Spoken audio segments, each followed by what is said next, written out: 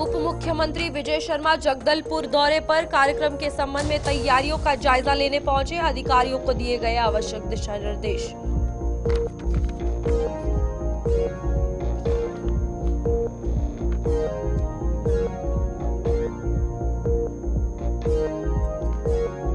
Rice millers की लंबित मांगों पर सहमति। खरीदी केंद्रों से अब जल्द होगा धान का उठाव। सोमवार से किया जाएगा धान का उठाव।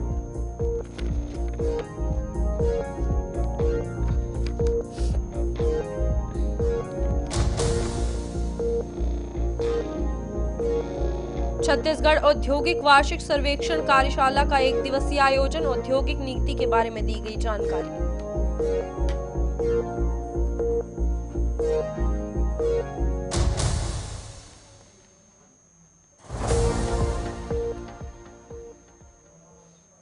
खबर छत्तीसगढ़ में आप सभी का स्वागत है और मैं हूं आपके साथ रूपाली शर्मा। तो चलिए बुलेटिन की शुरुआत करते हैं। छत्तीसगढ़ में मुख्यमंत्री द्वारा निक्षय निरामय अभियान का शुभारंभ किया गया। आपको बता दें कि 100 दिन तक चलने वाले इस अभियान में मलेरिया सहित अन्य बीमारियों का इलाज किया जाएगा। इस कार्यक्रम में स्वास्थ्य मंत्री श्याम बिहारी जायसवाल सहित वरिष्ठ नेता और कार्यकर्ता मौजूद रहे। आपको बता दें कि सीएम विष्णुदेव साय ने आज इसका शुभारंभ करते हुए कहा कि स्वास्थ्य विभाग छत्तीसगढ़ में बेहतर काम कर रहा है और आने वाले समय में इसमें और प्रगति आ सकती है। आगे उन्होंने धान खरीदी पर भी बात कही और ये कहा कि राइस मिलों से बातचीत की गई है और कोचिंग की मांगे थी जिनका निदान पूर्ण हो चुका है और आने वाले समय में धान खरीदी से उठवावा भी जो है वो शुरू हो जाएगा। आज निक्षय निरामय छत्तीसगढ़ अभियान का शुभारंभ किए हैं, जिसमें हमारे प्रदेश के ऊर्जावान स्वास्थ्य मंत्री श्री श्याम बिहारी जायसवाल जी और हमारे विधायक द्वय श्री सुनील सोनी जी, गुरुकृष्ण साहिब जी और स्वास्थ्य विभाग के हमारे अधिकारी, चिकित्सक बंधुगण और स्टूडेंट सभी इस समारोह में उपस्थित हुए और ये 100 दिन का अभियान चलेगा।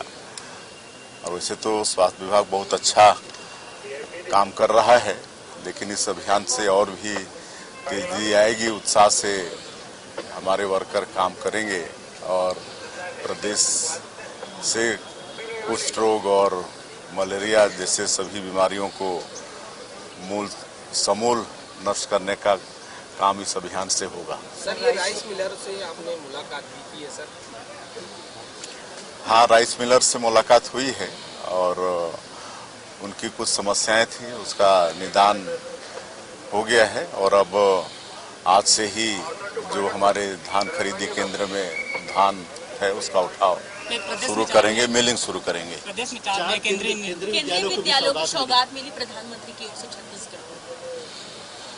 धन्यवाद। अब प्रधानमंत्री जी से तो लगातार 1 वर्षों में अनेकों सौगात मिल चुकी है। उनका आशीर्वाद हमारे छत्तीसगढ़ पर बराबर बना हुआ है, चाहे वो रोड कनेक्टिविटी हो, एयर कनेक्टिविटी हो, हर क्षेत्र में उनका आशीर्वाद मिल रहा है और केंद्रीय विद्यालय मिला है तो उसके लिए भी छत्तीसगढ़ के 3 राज्य सरकार के द्वारा आयोजित भव्य बस्तर ओलंपिक के समापन समारोह में विशेष रूप से केंद्रीय गृह मंत्री अमित शाह उपस्थित होंगे। इस कार्यक्रम के संबंध में तैयारियों का जायजा लेने उप मुख्यमंत्री आज जगदलपुर पहुंचे, जहां उन्होंने पत्रकारों के द्वारा पूछे सवालों का और कार्यक्रम की जानकारी जो है वो सभी को दी। उप मुख्यमंत्री ने बताया कि अमित शाह बस्तर में चल रहे नक्सली अभियान में शामिल जवानों, कमांडर, अधिकारियों से मुलाकात करे, जानकारी लेंगे और उनके साथ डिनर भी करेंगे। मंत्री अमित शाह जी जगदलपुर आएंगे और विभिन्न कार्यक्रमों के साथ साथ बस्तर ओलंपिक में वो शामिल भी होंगे। उस दिन समापन का दिन होगा। विशेष रूप से उस दिन ऑपरेशंस में भाग लेने वाले ऐसे कमांडर्स जिन्होंने बहादुरी से नक्सलवाद के समापन के लिए काम किया है, उनके साथ डिनर भी है उनका। दूसरे दिन सुबह 16 तारीख को 2 माने शहीद परिवारों से मुलाकात और साथ ही साथ एक कैंप का भ्रमण, यह भी उनका है। LWE की एक बैठक भी फिर 16 तारीख को रायपुर में है।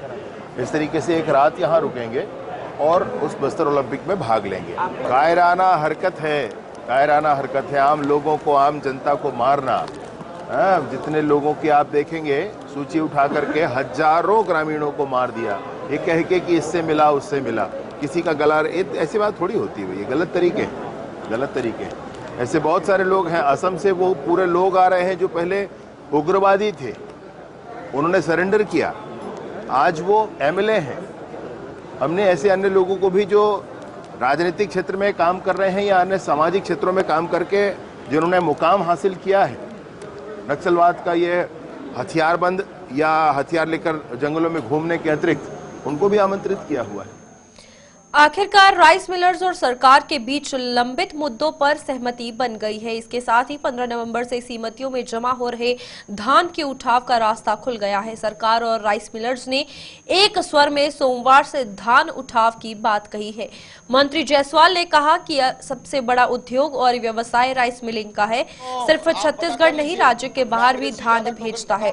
प्रदेश में 3000 से अधिक राइस मिलर्स है। आज बैठक में तय किया गया है, पूरी ताकत के साथ राइस मिलर्स धान उठाव करेंगे। एक एक दाना धान खरीदी की और कार्य होगा, जिसका पंजीयन और एग्रीमेंट नहीं हुआ है वो भी करेंगे और फिर सोमवार से धान का उठाव होगा। और बोल रहे हैं टोकन नहीं कट रहा है। नहीं तो देखिए, कांग्रेस जब चुनाव आता है तो खरगोश की स्पीड पकड़ लेता है और भारतीय जनता पार्टी कछुआ चाल सतत रूप से चलती है। और अभी चुनाव आ रहा है तो कमेटी भी बनाएंगे, अभी जीत का दावा भी करेंगे, बड़ी बड़ी बातें करेंगे। तो कांग्रेस चुनाव के समय खरगोश की चाल से दौड़ता है और यही कारण है कि अभी वो लोग कमेटी अपना बना रहे हैं। और भारतीय जनता पार्टी तो सतत रूप से चुनाव हो या न हो हमेशा जो है वो करती रहती है। जैसा कि माननीय मंत्री जी ने बताया, हम लोग हड़ताल में तो बिल्कुल नहीं हैं और अभी तक भी नहीं थे। और हमारी जो समस्या थी वो समस्या कुछ बिंदुओं को लेकर के थी। उन बिंदुओं का सरकार के साथ बैठ कर के निराकरण हो गया है। और जो हमारी प्रोत्साहन राशि जो 60 रुपये की गई थी उसमें 80 रुपये देने पर सहमति बन गई है। जो हमारा स्टेट लेवल कमेटी का भाड़ा हमको मिलना चाहिए था, जो सरकार ने कहा था वो भाड़ा नहीं देंगे, उस पर भी हमारी सहमति बन गई कि स्टेट लेवल कमेटी का भाड़ा राइस मिलर को दिया जाएगा। और जो हमारा जो लगभग 4000 करोड़ रुपया सरकार से हमको लेना है, तो सरकार ने कहा कि हम एक साथ तो नहीं देंगे लेकिन किस्तों में आपको पैसा देंगे। और प्रथम किस्त अगले हफ्ते जारी होने के लिए भी सहमति बन गई है और इन सारे मुद्दों को कैबिनेट में ले जा करके पास कराएंगे। ये आश्वासन हमको मिला है क्योंकि किसानों का धान जमा नहीं हो पा रहा है, सोसाइटियाँ जाम हो गई है। तो हम किसानों का बहुत बड़ा मुद्दा है, हम हमेशा किसानों के साथ खड़े हैं, सरकार के साथ खड़े हैं। क्योंकि सरकार के लिए राइस मिलर और किसान एक सिक्के के दो पहलू होते हैं। तो माननीय मुख्यमंत्री जी ने हमसे आग्रह किया है कि कैबिनेट में हम आपकी बात ले जा रहे हैं, तो मुख्यमंत्री जी के आग्रह को हम स्वीकार करते हैं। वो हमारे मुखिया हैं, उनके आग्रह को स्वीकार करते हुए हम ये तय कर रहे हैं, हम मिलर से आग्रह कर रहे हैं कि वो मिलर काम शुरू करे। सारी विसंगतियाँ दूर हो गई है, तो इसलिए हम माननीय मुख्यमंत्री जी का बहुत बहुत आभार मानते हैं। माननीय जायसवाल जी स्वास्थ्य मंत्री जी का आभार मानते हैं, माननीय खाद्य मंत्री जी का हम आभार मानते हैं कि इन्होंने पहल करके, और जो हमारे जो उप मुख्यमंत्री हैं विजय शर्मा जी और हमारे अरुण साव जी, इन्होंने भी बहुत प्रयास। सशस्त्र सेना झंडा दिवस के अवसर पर राज्यपाल रमेन ढेका के मुख्य आतिथ्य में राजभवन के दरबार हॉल में गौरवपूर्ण समारोह आयोजित किया गया। राज्यपाल रमेन ढेका ने इस अवसर पर कहा कि सैनिक निस्वार्थ भाव से हमेशा देश की रक्षा के लिए तैयार रहते हैं और अपना जीवन देश सेवा के लिए लगाते हैं। समाज के हर वर्ग का कर्तव्य है कि उनके लिए मदद करे। उन्होंने आम जनता से अपील की है कि अधिक से अधिक सहयोग देकर वीर जवानों के प्रति सम्मान व्यक्त करें। राज्यपाल ने सशस्त्र झंडा दिवस निधि के लिए 2 लाख रुपए की राशि सहयोग राशि जो है राज्य सैनिक कल्याण बोर्ड को प्रदान की है। इस अवसर पर राज्य सैनिक कल्याण बोर्ड के ब्रोशर संक्षेपिका 2024 का भी विमोचन किया गया।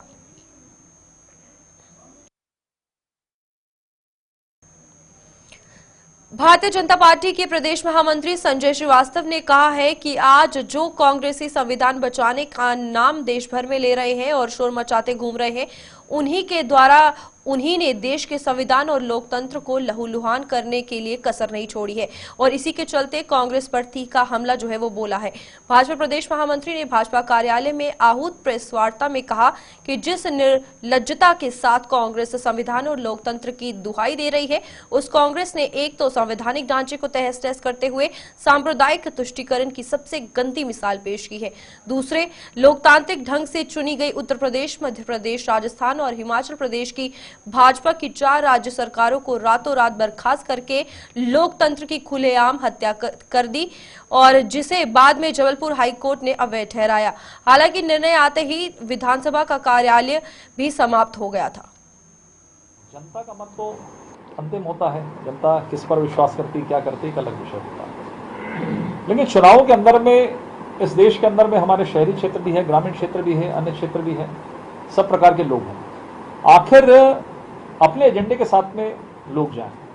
हमारा ये कहना है कि स्वच्छ राजनीति है, सरकारें आती हैं, बदलती हैं, कोई जीतता हारता है, एक सामान्य रूप से चीजें होती हैं। लेकिन हम अपना वोट बैंक बनाने के लिए हम आखिर जनता को दिग्भ्रमित क्यों करें? और ऐसे विषयों को लेकर जिस संविधान पर पूरे देश के एक एक नागरिक का विश्वास है, संविधान के तहत ही हमको अधिकार है कि आज हम यहाँ पर बैठे, आप बैठे, अपन स्वतंत्र रूप से हम काम करेंगे। आखिर ये भ्रम, ये आरक्षण हम समाप्त कर देंगे, ये भ्रम क्यों करें? देश की जनता समझदार है, इसलिए कांग्रेस बाहर का रास्ता देखे। लेकिन कुछ जो मैंने कहा कि आंशिक लाभ कभी किसी क्षेत्र विशेष में मिल जाता है, कोई यदि आरक्षित व्यक्ति है, उसके दिमाग में यदि ये बैठा दिया जाए कि कल कोई आता है और आरक्षण, कभी हम आरक्षण की बात भी कर लेते हैं कहीं किसी विषय पर, तो उस पर उसको किस तरीके से मोल्ड किया जाता है और उसको दिमाग में बैठाया जाता है कि आरक्षण समाप्त हो जाएगा, आपका नुकसान करेंगे बीजेपी। ये भारतीय राजनीति में ऐसा होता है जो सर्वथा गलत है। आप अपने मुद्दों के साथ जाइए, आप अपने एजेंडे के साथ में जाइए कि आखिर आप क्या करना चाहते हैं। कांग्रेस इस देश के अंदर में सबसे पुरानी पार्टी है, 132-37 साल पुरानी पार्टी है, लेकिन आज उसकी स्थिति क्या है? तो मुझे लगता है देश की जनता को धन्यवाद है कि वो इस तरह के मुद्दों पर ज़्यादा नहीं जाती है।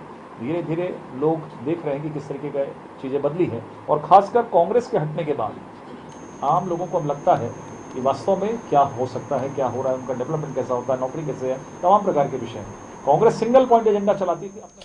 वहीं कांग्रेस पीसीसी अध्यक्ष दीपक बैज ने मीडिया को संबोधित करते हुए कहा कि कांग्रेस ने धान खरीदी केंद्र चलो अभियान की शुरुआत की है। कांग्रेस के नेतागण अलग अलग धान खरीदी केंद्रों में गए और केंद्रों में अलग अलग समस्याएं देखने को मिली। सरकार ने तय किया है कि 50% नया बरदाना और 50% पुराने बरदाना में धान खरीदी का निर्णय लिया गया है। भाई आकाश शर्मा, यूथ कांग्रेस के प्रदेश अध्यक्ष, आदरणीय साथियों, हम लोग का 3 तारीख से 3 दिसंबर से पूरे प्रदेश में प्रदेश के धान खरीदी केंद्र चलो अभियान कांग्रेस ने शुरुआत की है और ये अभियान जो लगातार ये डबल इंजन की सरकार छत्तीसगढ़ के किसानों के साथ भेदभाव और षड्यंत्र कर रही है कि किसी भी हालत में किसानों का धान पूरा न खरीदा जाए। हमारे तमाम वरिष्ठ नेता लगातार अपने अपने क्षेत्रों में, अन्य जिलों में भी धान खरीदी केंद्रों में गए, किसानों के साथ चर्चा भी की और समिति के वहां के प्रबंधक और कर्मचारियों से भी चर्चा की, जो कि बहुत से अव्यवस्थाएं सामने आई है। जैसे कि शुरू से हम लोग लगातार मामले उठाते रहे कि पूरे प्रदेश में बारदाने की कमी है और सरकार ने तय किया कि 50% नए बारदाने और 50% पुराने बारदाने पे धान खरीदी होगा। लेकिन 50% नए और पुराने, आप देखेंगे तो पुराने बारदाने अभी भी 50% उपलब्ध खरीदी केंद्रों में नहीं है और साथ ही जो पुराने बारदाने हैं। कलेक्टर नम्रता गांधी एवं पुलिस अधीक्षक अंजनय वार्ष्णेय की उपस्थिति में आज कलेक्ट्रेट सभाकक्ष में आत्मसमर्पित नक्सली एवं नक्सल पीड़ित परिवारों को राज्य शासन की सुरक्षा एवं पुनर्वास नीति के तहत पुनर्वास समिति की बैठक आहूत की गई। बैठक में आत्मसमर्पित नक्सली को पुनर्वास नीति के तहत प्रोत्साहन राशि प्रदान करना, आश्रित को शासकीय नौकरी प्रदान करना, नक्सल प्रभावित परिवार को कलेक्टर दर पर नियुक्तियां प्रदान करना और नक्सल पीड़ित परिवार एवं विद्यार्थियों को एकलव्य प्रयास और नीट तथा शैक्षणिक संस्थाओं में प्रवेश के लिए आवश्यक कार्रवाई करने के लिए कहा गया है। साथ ही विभिन्न बिंदुओं पर चर्चा कर अनुमोदन किया गया। बैठक में सहायक आयुक्त आदिवासी विकास विभाग द्वारा बताया गया कि 2 नक्सल पीड़ित परिवार के सदस्यों को सहायता राशि व शासकीय सेवा प्रदान किया गया है।